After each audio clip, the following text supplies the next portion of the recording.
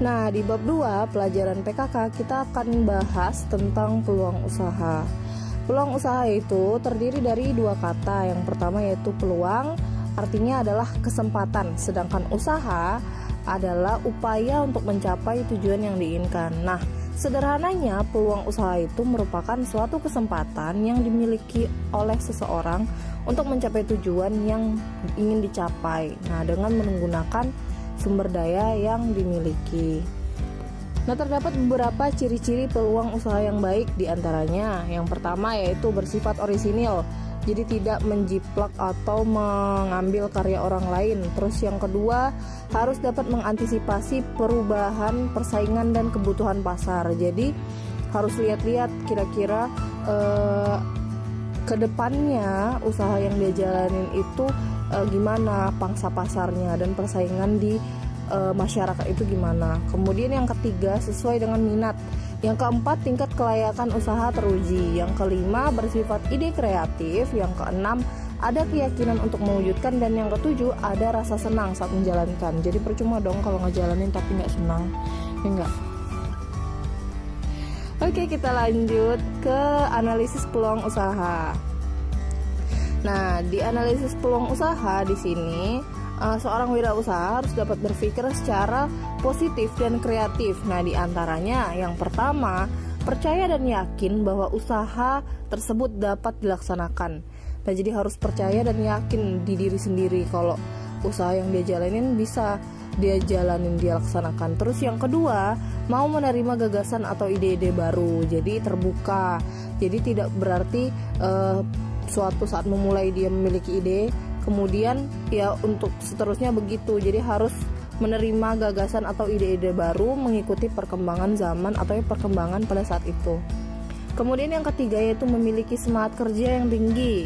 Yang keempat, mampu berkomunikasi dengan baik. Dan yang kelima, bertanya pada diri sendiri. Maksudnya di sini ya seperti introspeksi diri. Kira-kira hal-hal yang dilakukan pada saat melakukan usaha itu sudah baik atau belum, sudah maksimal atau belum. Terus yang keenam yaitu mau mendengarkan saran orang lain. Nah, ada beberapa persiapan peluang usaha. Jadi untuk melakukan analisis peluang usaha itu dibutuhkan persiapan sebagai berikut. Jadi ada persiapannya. Yang pertama yaitu meneliti luas usaha yang dipilih. Terus yang kedua yaitu bentuk usahanya. Terus yang ketiga, jenis usaha yang ditekuni itu seperti apa. Yang keempat, mengenal informasi usaha yang diterima. Dan yang kelima, memiliki peta peluang usaha yang menguntungkan. Jadi sebelum kita membuka usaha itu ada beberapa persiapan untuk menganalisis kira-kira peluang usaha yang akan kita jalanin itu seperti apa sih.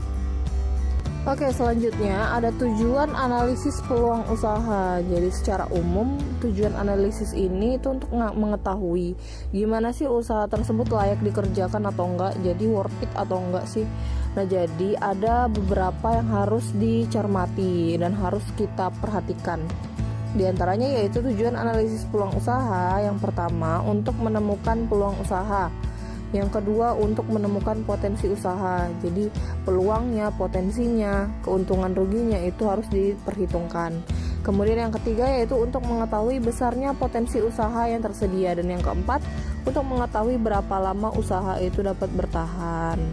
Nah, untuk kita mensiasati keberhasilan dan kegagalan sebuah wirausaha itu ada beberapa faktornya. Kayak faktor-faktor yang menyebabkan keberhasilan wirausaha itu ada 4. Yang pertama bisa jadi faktor manusia, dari kepribadiannya atau karakter orang itu bisa menunjang berhasil atau enggaknya suatu usaha.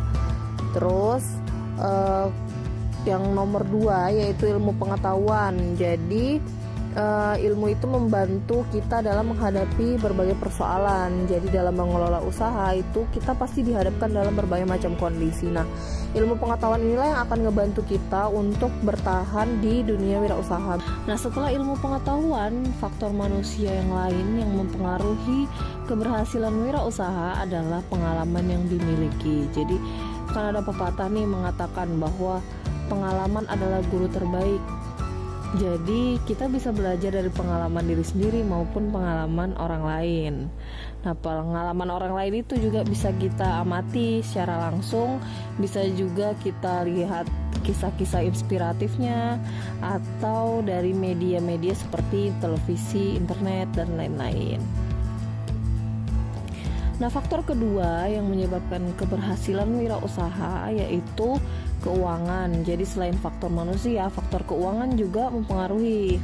Nah, faktor keuangan ini merupakan salah satu pendukung keberhasilan dalam usaha. Jadi kalau nggak ada modal, usaha tidak mungkin bisa berjalan. Jadi harus ada modal dulu, seperti misalnya pembelian bahan baku, peralatan, perlengkapan kerja, gaji karyawan, promosi, dan kegiatan operasional lainnya.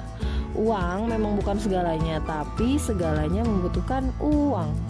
Yang ketiga yaitu perencanaan. Nah, perencanaan yang matang sangat dibutuhkan untuk menunjang keberhasilan usaha. Biar usaha yang kita jalani itu bisa lebih terarah dan tidak asal berjalan gitu aja gitu. Nah, jadi kita juga harus ngerencanain kira-kira produk apa yang mau dibuat, terus modalnya berapa, terus calon konsumennya itu siapa, terus di mana tempat usahanya, dan siapa aja kira-kira yang terlibat dalam kegiatan usaha kita. Nah, yang terakhir yaitu pemasaran. Nah, jadi pemasaran produk itu juga faktor yang penting dalam keberhasilan wirausaha. Jadi sebagus apapun produk, kalau nggak mampu memasarkan, ya produknya nggak dapat dijangkau konsumen. Jadi nggak bakal bisa berhasil gitu. Nah, jadi ada beberapa yang harus dipikirkan. Kira-kira siapa yang akan memasarkannya, terus kira-kira siapa yang mau beli produknya, kira-kira terus strateginya untuk pemasaran itu gimana. Nah, itu yang perlu dipikirkan ketika menjalankan suatu usaha. Nah, kemudian selain faktor-faktor penyebab keberhasilan wirausaha, ada juga nih faktor-faktor penyebab kegagalannya. Jadi kegagalan itu bisa dari berbagai hal ya. Nah, ini salah satunya menurut Zimmerer. Jadi si Zimmerer ini bilang kalau yang menyebabkan wirausaha gagal itu ada beberapa di antaranya. Yang pertama yaitu tidak kompeten dalam manajerial, terus kurang berpengalaman, terus juga tidak bisa mengelola keuangan, lokasi yang kurang mendukung, gagal dalam perencanaan, sikap yang kurang bersungguh-sungguh, ketidakmampuan dalam melakukan peralihan atau transisi kewirausahaan, dan kurang pengawasan peralatan. Jadi kesimpulannya bisa kita ambil ya. Jadi untuk biar usahanya berhasil itu kita harus emang benar-benar sungguh-sungguh, niat, direncanain semuanya, dipikirkan analisisnya bagaimana. Jadi nggak asal berjalan gitu aja. Oke, sekian untuk pelajaran PKK di bagian peluang usaha yang bagian pertama. Nanti kita lanjut di bagian kedua. Oke, sekian, assalamualaikum.